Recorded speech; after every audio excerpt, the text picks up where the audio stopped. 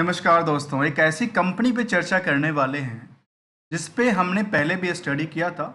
सारे सारे डिटेल चर्चा करेंगे। जहां हमने जिस टाइम पे स्टडी किया था उस टाइम फ्रेम की बात करें तो टाइमिंग हुई होगी शायद वो मैं एक टाइमिंग का इन्फॉर्मेशन करूं आपको तो करीब 4 अप्रैल का टाइम था। शायद 4 अप्रैल के टाइम फ्रेम का आसपास की मैंने स्टडी किया था इसका। और उस टाइम पे इसकी प्राइस नियरली करीब 325 के आसपास का आंकड़ा कहता था। पीछे मार्केट ने थोड़ी सी डीप भी लगाई और 307 रुपए तक की लोअर बॉटम में चली गई। लेकिन उस लोअर बॉटम के बाद जो मार्केट की स्ट्रेटजी चेंज हुई ना, वो सोचिए 575 रुपए की प्राइस को हायर को टच कर, रिसेंटली की बात कर रहा हूँ। और आज के टाइम में भी देखने को मिल रहा कि करीब 524-25 के आसपास की प्राइस चल रही है। और नियर ये कह सकते हैं कि कंपनी में करीब करीब बॉटम से लेकर के जो 325 का आंकड़ा था उससे लेकर के यहाँ तक की पोजीशन में करीब करीब 75% के आसपास की उछाल आई। इतने टाइम फ्रेम के अंदर अप्रैल से लेकर के कब किस टाइम फ्रेम की कौन सी डेट की बात कर रहा हूँ, जब हायर टू हायर की बात निकल के आती है सितंबर की बात कर रहा हूँ। और आज की टाइम में सितंबर की बात करता हूँ जहाँ पे ये देखने को मिला तो कंपनी में ऑलमोस्ट कितने के करीब करीब 66% के आसपास की उछाल थी। यहाँ पे 75%, यहाँ पे 61% की उछाल थी। इस दोनों के बीच में 5% की गिरावट हुई। कहाँ से? यहाँ से लेकर के यहाँ। चलिए, आप सोच रहे होंगे मैं ऐसा क्यों कह रहा हूँ, क्या सा स्टडी कर लिया था जिस पे हमने इतना सारा ग्रोथ लेवल बनी कंपनी को लेकर के। दोस्तों, ऐसी कंपनी की बात करूंगा ना, जो कंपनी कहते हैं ना एक बिहार स्टेट, वो बिहार स्टेट से आने वाली कंपनी है। और जिसपे आप देख सकते हैं मैंने अपने ही चैनल पे इसको स्टडी किया था। आदित्य विजन कंपनी का नाम था। आदित्य विजन शेयर को लेकर हमने कंप्लीट ही स्टडी किया था, साथ में स्टॉक एनालिसिस का पार्ट किया था। और टाइम फ्रेम भी देखा जा सकता है कि हमने 5 महीने पहले की बात है, भले आप लोगों ने कम देखा होगा, कोई बात नहीं, पर आप लोगों का प्यार बना हुआ है। चलिए, आज की लर्निंग में हम रिवीजन करेंगे जो स्टॉक में हमने देखा कि लगातार ग्रोइंग कैटेगरी के अंदर आती है। क्या पोटेंशियल है स्टॉक को लेकर के या कुछ और कहता है? दोस्तों, सबसे पहले सेंटीमेंटल की बात कर लेते हैं। सेंटीमेंटल की बात इस कंपनी के लिए ये है, जो कंपनी लगातार अपनी स्टोर, जो कंपनी कामकाज करती है अपने स्टोर बढ़ा रही है। अब सोच रहे हैं मैं कंपनी कौन सी काम करती है भाई जो स्टोर बना रही है। अभी तक इनके पास 154 स्टोर शोरूम खुल चुके हैं और ये शोरूम खोलने में लगे हुए हैं।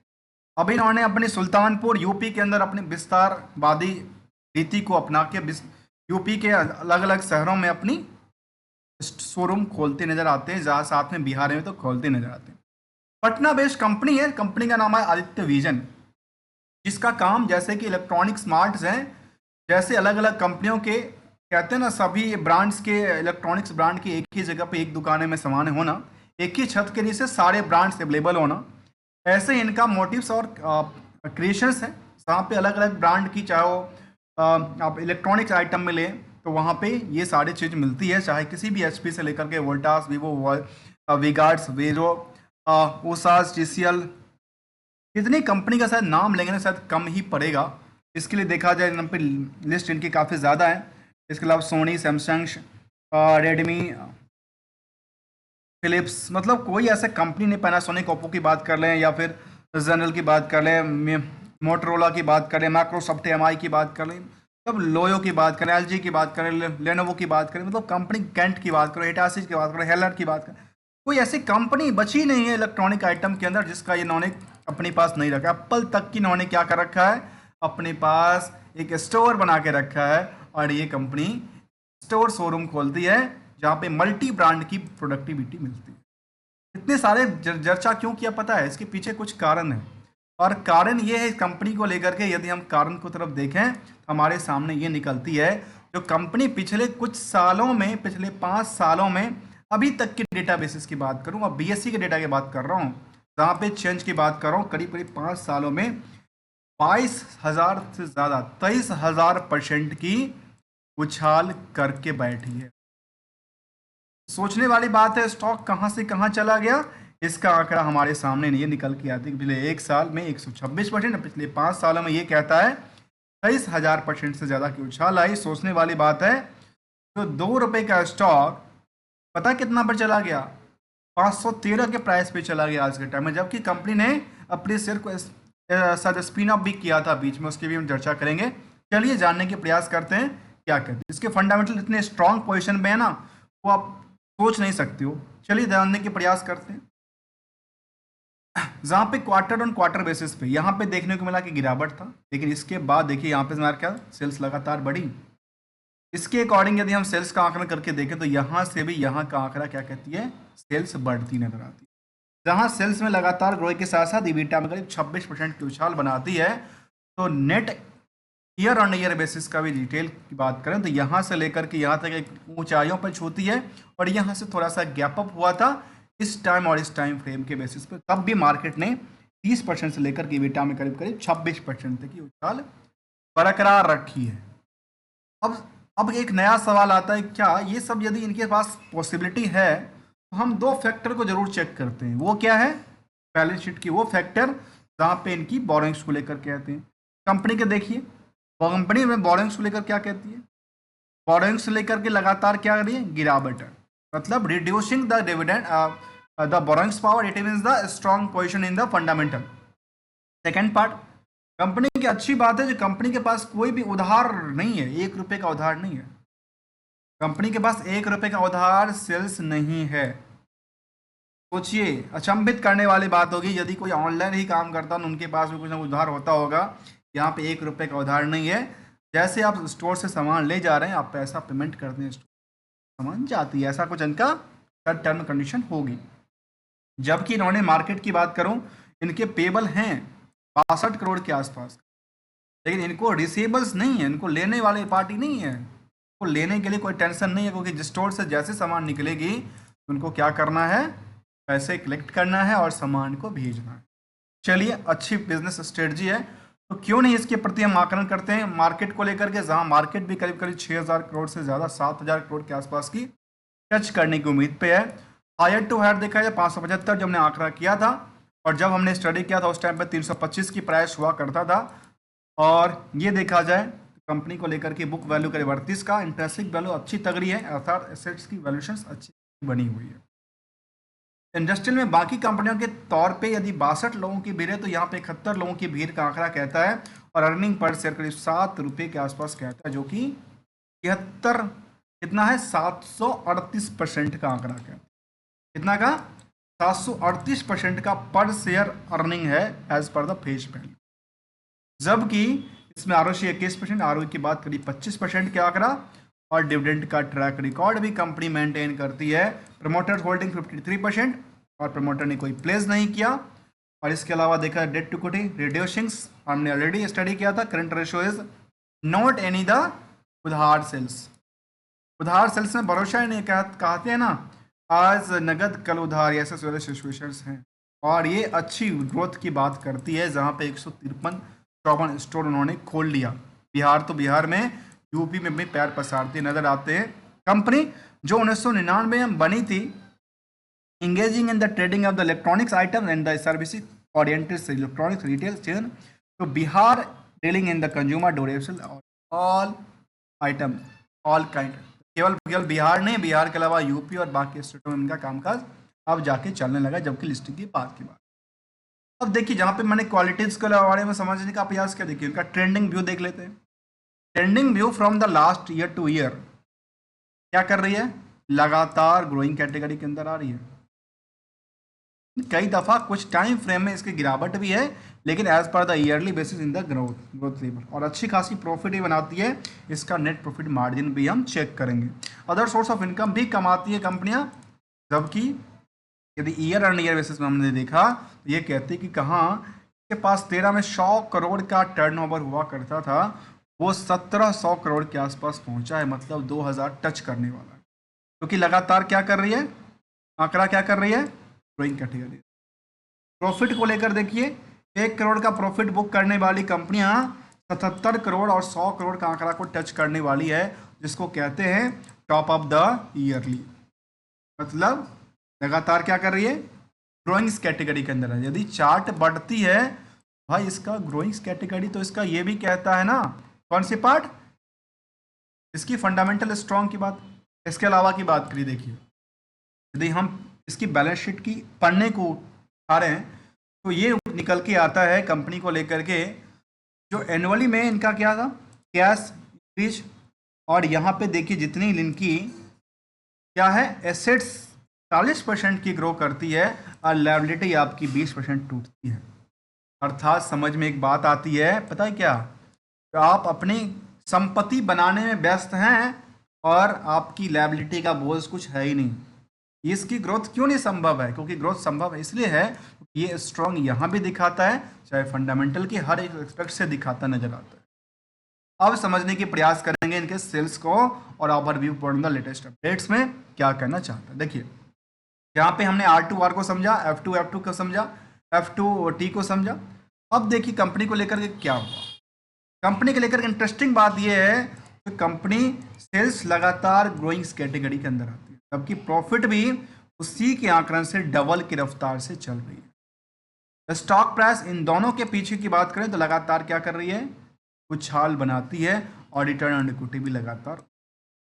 मतलब यहाँ पर यदि हम तीन इनकी फंडामेंटल की तरफ देखें, इनकी चाहे सेल्स की बात, प्रॉफिट की बात, स्टॉक एंड द रिटर्न की बात, और ये तो कई गुना से बढ़नी चाहिए ना।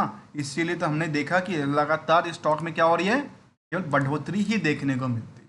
दोस्तों इतने सारे बातों के बाद मैं आपको बता दूं, मैं ना किसी स्टॉक को लेकर स्पॉन्सर्ड हूँ, ना किसी स्टॉक को लेकर ट्रेडिंग की बात करता हूँ, ना कोई कंपनी को लेकर एडवाइजर हूँ, ओनली एज ए लर्नर हूँ मार्केट में। जो हमारे अंडरस्टैंडिंग पार्ट्स में समझ आता है वो आपके सामने शेयर करता हूँ। यदि हमारी लर्निंग्स पॉइंट ऑफ व्यू से कुछ आपको अच्छा लगता है तो हमारे चैनल को लाइक और क्या करें, वीडियो को लाइक और चैनल को सब्सक्राइब करें। Better learning awareness education purpose के लिए अपनी सपोर्ट भी कर सकते हैं ज्वाइन बटन क्लिक करके। दोस्तों चलिए इसके अगले कड़ी की तरफ चलते हैं और ये समझने के प्रयास करेंगे कंपनी का क्या कहना चाहता है इसकी इन्वेस्टर्स की मूड की तरफ। जहाँ इन्वेस्टर की मूड कहती है कंपनी में, जो कंपनी के पास बेसिकली ग्रुप में दो कंपनी है, एक कंपनी थोड़ा सा डिक्लाइनिंग में है, एक कंपनी ठीक ठाक चलने के क्रम में है। अब यहाँ पे क्या कहती है, करीब 52% के 53% के आसपास होल्डिंग रखता है। अब देखिए FI की तादाद 12% के आसपास लगातार क्या कर रही है, पोजीशन के बाद की चर्चा कीजिए। मार्च 24 के बाद FI ने लगातार अपनी पोजीशन को लिंक बढ़ाया है और अगस्त का डेटा जब सामने आया था, क्यों आया था सामने, इसके पीछे की वजह था, इसके पीछे की वजह यह था जो कंपनी ने अपने कॉर्पोरेट एक्शन के हिसाब से कुछ अपडेट दिया था। और अपडेट क्या दिया था, अभी अगस्त के दौरान में कंपनी ने अपने स्टॉक प्राइस को 10 के बदले 1 किया था। ये ऐसे याद है उस टाइम पे मैंने 4,4500 के आसपास की प्राइस हुआ करता था, लेकिन स्पिन अप की होने की वजह से, स्प्लिट होने की वजह से मार्केट की प्राइस में क्या होगा, डाउन कर दिया। अब आती हैं एडजस्ट हुआ, इसको कहते हैं एडजस्टेड प्राइस। अब आते हैं, देखा जाए इसी साल में देखा जाए डिविडेंड भी देती है 9 रुपये का, इसके पहले भी फन स्पेशल डिविडेंड दिया था 5 रुपये का, और कंपनी लगातार डिविडेंड पेइंग कंपनी के तौर पे काम कर रही है। इसके डेटा क्या निकल के आया, तो यहाँ पे जो स्पिन अप का डेटा था इसकी वजह से यहाँ पे आती है। जब कंपनी में देखिए FI की तादाद में कभी DI नहीं था, कंपनी में लगातार DI बढ़ती नजर आती है। और DI के क्रम की बात करें तो DI में इसमें करीब कौन से हैं, HDFC small cap and Mahindra Manulife's multi cap, 2 तरह के फंड्स अवेलेबल हैं और रेस्ट कोई और भी फंड अवेलेबल है। जबकि पब्लिक की बात करें तो 26% में कुछ तो नाम ऐसे हैं जो कि इनको से शायद प्रमोटर ग्रुप से लिंक करता है, क्योंकि यदि इनका देखा जाए टाइटल तो सिन्हा सिन्हा सिन्हा के बिहार में इनके सिन्हा के टाइटल है, इनमें और भी काफ़ी सारे सिन्हा की बात करती, रेणु सिन्हा और कुछ कुमार, इनके सिन्हा वंदना सिन्हा, इनके पास कुछ ये हो सकते हैं फैमिली मेम्बर और कुछ। इस कंपनी में किसी जवानी की बात करूं जिसका नाम है आशीष कचोलिया, आपने सुना होगा इसका नाम, और ये कंपनी में एक बड़े पुल थे, लेकिन फिलहाल यहाँ पे इनकी डेटा नहीं है क्योंकि 1% की होल्डिंग हो सकता है या उन्होंने बेच के निकल गए होंगे अच्छी प्रॉफिट के ऊपर। तो यहाँ पे क्या हुआ, निवेशक की तरफ देखा तो निवेशक क्या हो रही है, सोचिए केवल और केवल मार्केट में डिमांड कैसे बढ़ी, और डिमांड बढ़ने के पीछे जहाँ पे बाकी कंपनी में 63 लोगों की भीड़ है तो यहाँ पे 71 टाइम्स का भीड़ कहता है, और वो कहता है इसके बेसिस पे निवेशकों की तादाद में देखने को मिला जो 12,000 के बजाय 17,000 हो गया, और सितंबर का डेटा आएगा तो हो सकता है 20,000 की भीड़ खड़ी हो जाए और मार्केट और भी उछलती कूदती नजर आए। अच्छी बात है, कोई भी इसमें बल्क ट्रेड देखने को नहीं नजर नहीं आई। रिसेंटली की बात करूँ, 24 के दौरान की बात करूँ तो रिसेंटली।